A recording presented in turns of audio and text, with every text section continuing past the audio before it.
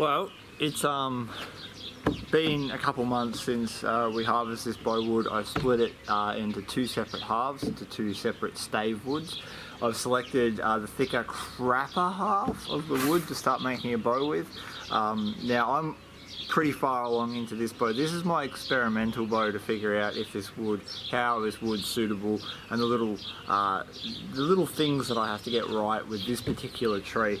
It set up a huge amount of challenges for me. Unfortunately, this tree was very little. I should have harvested a bigger tree really, so it's got quite a high crown, and there wasn't a lot of heartwood, not a lot of that real dense nice wood that you want to make a bow out of. It's a lot of whitewood, and this has just meant that I've had to make a wide limb bow to give it enough strength to flex back and store energy. But because it's got a high crown on it, it really should be a thin limb bow. So I've got two opposing things that I have to work with, and I'm pretty sure it's going to lead to this bow breaking once I get to the stage of shooting it.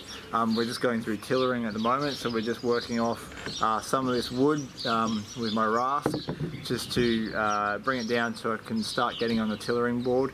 But this is going to be my experiment. So I've got another half of wood that I'm going to completely film everything that I do with it, and this is just to show you that you can start to make a bow out of something that is pretty much crap wood, as you would say.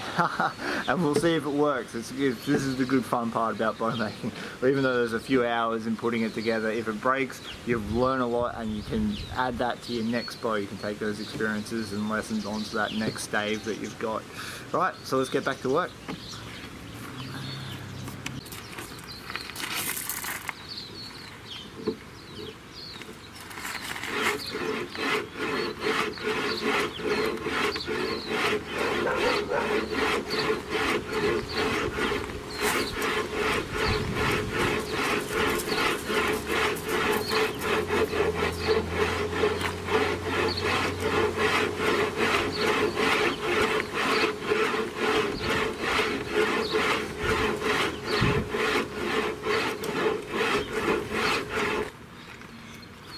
I should also point out that I'm doing this with as few tools as possible.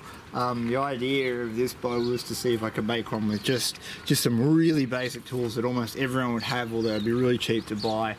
So we're working off a wood rasp that cost 10 bucks from local budding shop, and we've got free wood from the forest, and we've also just got a simple clamp.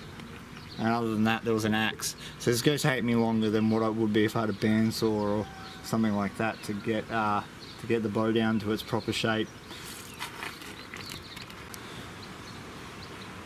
One of the other things that's important to remember is that you've got to follow the undulations of the wood. This is something I'm learning, is that it might feel like there's a dip somewhere here, but you'll find that the wood on the opposite side of that dip is actually thicker than the parts either side of it, meaning that your wood is naturally curving that way with the grain. And obviously if you then took out extra bits either side to counteract that dip, then these bits on the other side will be thinner than the bits in the middle, and you will have actually created dips as opposed to just working with that grain of wood. It's very interesting to do this with a natural bit of timber, because you are running into these sort of problems.